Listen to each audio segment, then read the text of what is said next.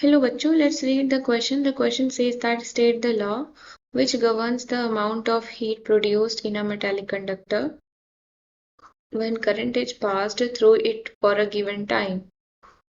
Express this law mathematically.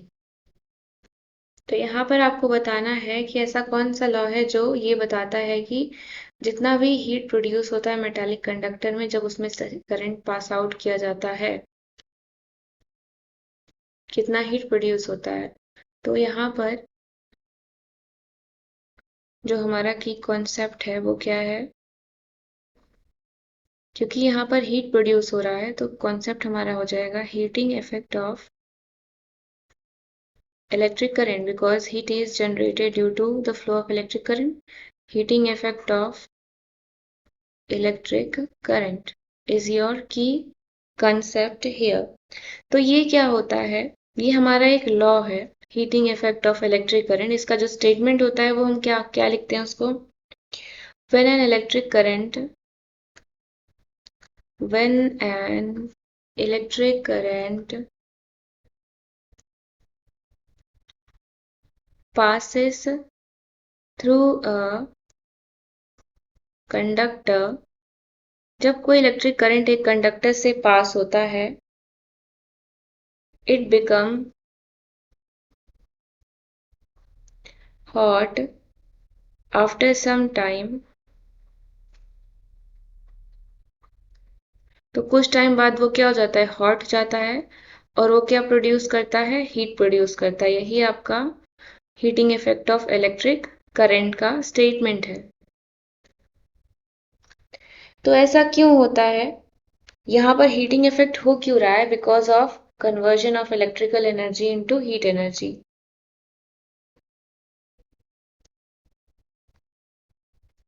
Heating is due to the conversion of electric energy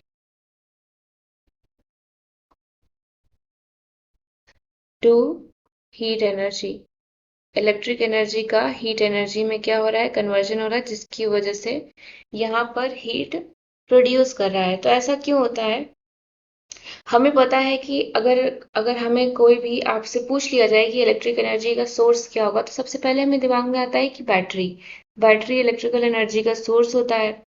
तो हमें पता है कि बैटरी के अंदर केमिकल रिएक्शंस हो रहे होते हैं और केमिकल रिएक्शन होने की वजह से पोटेंशियल डिफरेंस जनरेट होता है और ये पोटेंशियल डिफरेंस कारण बनता है इलेक्ट्रॉन्स को फ्लो कराने का थ्रू आउट द सर्किट। तो सर्किट है तो रेजिस्टर होंगे, तो सर्किट के पास जो रेजिस्टर होते हैं वो इस करंट को फ्लो होने में रोकते हैं, that is they resist the flow of current. तो हमें क्या होता है कि एक्स्ट्रा वर्क करना पड़ता है इस रेजिस्टेंस को ओवरकम करने के लिए, और इस वर्क करने के दौरान जो सोर्स ऑफ एनर्जी होती है कंडक्टर में वो कन्वर्ट हो जाती है हीट एनर्जी में। तो आपसे बोला है कि इसको मैथमेटिकली एक्सप्रेस करना है, तो इसका जो फॉर्मूला होता है वो होता है हमारा H is equal to I square R T. Mathematically it can be expressed as H is equal to I square R T, जहां पर इसको हम क्या बोलेंगे, इसको हम लोग जूल्स लॉ ऑफ हीटिंग भी बोलेंगे, that is joules law of heating. इसका मतलब क्या होता है कि कभी भी अगर रेजिस्टर में कोई हीट प्रोड्यूस होता है तो वो प्रोपोर्शनल होता है करंट के फॉर अ गिवन रेजिस्टेंस और टाइम पीरियड के, यानी कि अगर हम करंट को डबल कर दें तो हीट 4 टाइम्स हो जाएगा। और यहाँ पर हमारा आई क्या डिनोट कर रहा है, आपका करंट है, आर है आपका रेजिस्टेंस और टी क्या है आपका time period. Hope you understood it well. Thank you so much.